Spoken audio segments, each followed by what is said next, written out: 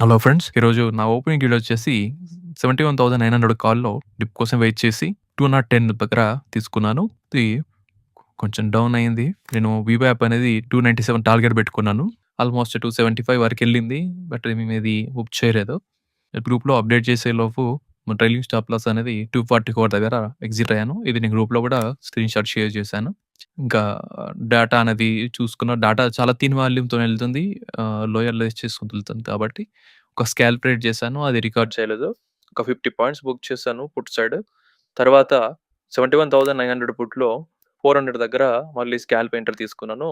ఒక 30 points ఎళ్ళింది but book చేయలేదు. So, safe entry కోసం వెయిట్ చేశాను. 360 అనేది ట్రిగ్గర్ అయింది. నా యావరేజ్ ప్రైస్ వచ్చేసి 374.6 అయింది.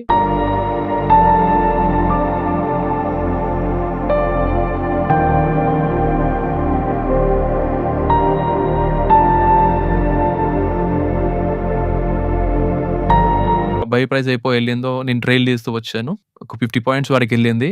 బట్ నేను ట్రైల్ చేస్తూ వచ్చాను. 430 నేను టార్గెట్ అనుకున్నాను. సో, 383 నా ట్రైలింగ్ స్టాప్ లాస్ అనేది హిట్ అయింది.